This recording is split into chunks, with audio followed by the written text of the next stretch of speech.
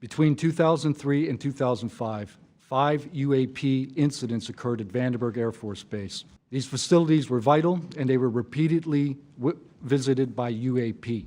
I personally witnessed one of these events and investigated others as they occurred. Boeing contractors reported a massive glowing red square silently hovering over 2 missile defense sites. Later that night, while I was on duty, security guards at a critical launch site reported a bright, fast-moving object over the ocean. I heard my friends screaming, "It's coming right at us, it's coming right for us, and now it's right here."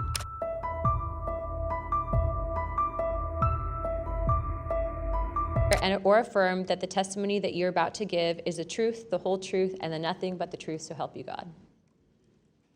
Let the record show that the witnesses answered an affirmative. Thank you. You may take your seat. We appreciate you being here today, and I look forward to hearing your testimony. Let me remind the witnesses that we have read your written statements, and it will appear in full in the hearing record.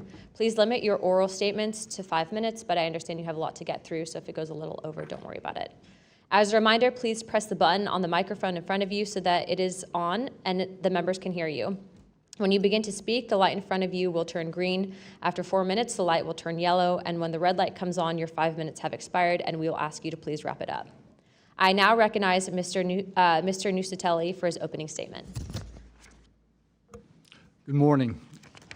Thank you, Chairwoman Luna, Ranking Member Crockett, and members of the task force for giving us the opportunity to testify today. My name is Jeffrey Nuccetelli. I'm a former military police officer with 16 years of active duty service in the U.S. Air Force. I'm here today because the American people have both the right and the responsibility to know the truth about unidentified aerial phenomenon. That truth remains hidden, classified and silenced by fear, retaliation, stigma, and confusion. Today, we are here to help break that silence. Between 2003 and 2005, 5 UAP incidents occurred at Vandenberg Air Force Base, home to the National Missile Defense Project, a top national security priority.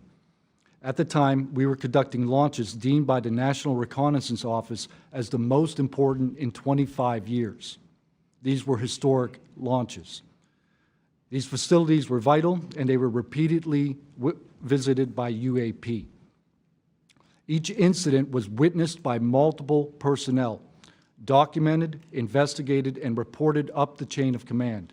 We sent information up, but we got no guidance down on how to handle these events. I personally witnessed one of these events and investigated others as they occurred. 6 other service members have provided me with the information that I will share with you today. The incursions began on October 14, 2003, when Boeing contractors reported a massive glowing red square silently hovering over 2 missile defense sites. After several minutes, it drifted further east onto the base and vanished over the hills. This event, now known as the Vandenberg Red Square, was referenced by Representative Luna at the first hearing on this topic. Official Air Force records of this event are in possession by Aero and the FBI. Later that night, while I was on duty, security guards at a critical launch site reported a bright, fast-moving object over the ocean. I responded to the incident. Chaos ensued over the radio as the object approached rapidly. I heard my friends screaming, "It's coming right at us, it's coming right for us, and now it's right here." Moments later, I heard them say that it had shot off and was gone. When I arrived on scene, I talked to 5 shaken witnesses who described a massive triangular craft larger than a football field that hovered silently for about 45 seconds over their entry control point before shooting away at impossible speed. About a week later, another patrol reported a light over the ocean behaving erratically. Believing it might be an unannounced aircraft, they declared an emergency, and an armed response force responded. Before the forces could arrive, the object descended and either landed or hovered on our flight line and then took off again at impossible speed.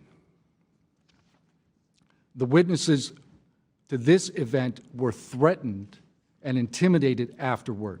They were told to keep quiet, and think about what they were reporting. After that, things did get quiet until about 2005, when another patrol reported a massive triangular craft larger than a C-130 silently floating over the installation. He watched it for a few minutes. It traveled west and disappeared into the night. And then I had my own encounter, again in 2005.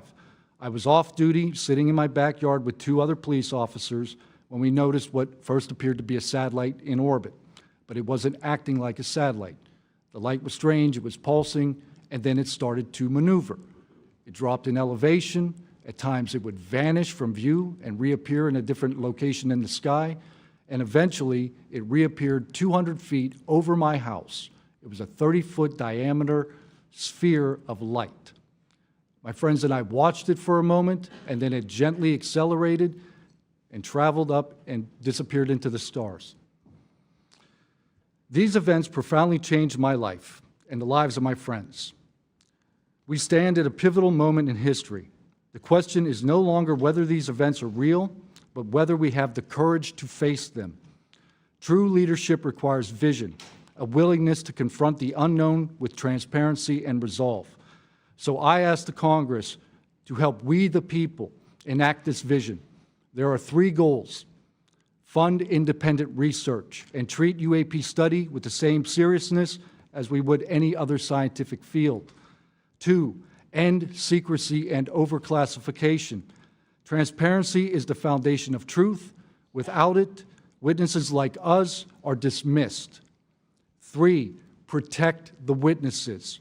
Many stay silent out of fear for their careers, reputations, and the safety of their families. Protect them, and you will embolden others to join this cause. These phenomena challenge our deepest assumptions about reality, consciousness, and our place in the universe. Exploring them can unlock transformative breakthroughs in technology, biology, and human understanding. Let this be the moment when America chooses courage over fear, transparency over secrecy, and progress over stagnation. Let's show the world that our nation leads not only through strength, but through fearless pursuit of the truth. Thank you. Thank you, Mr. Nuccetelli.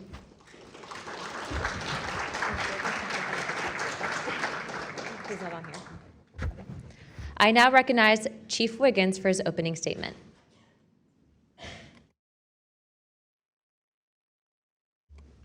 Please press your button. Thank you. Good morning, Chairwoman Luna, Ranking Member Crockett, and members of the task force and the committee.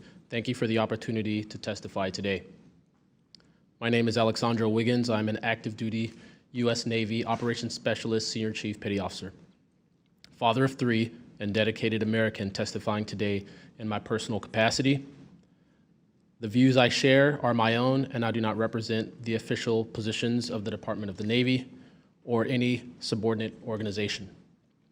On the evening of February 15th, 2023, at approximately 19:15 PST, in the Whiskey 291 warning area off the coast of Southern California, I was serving on board USS Jackson.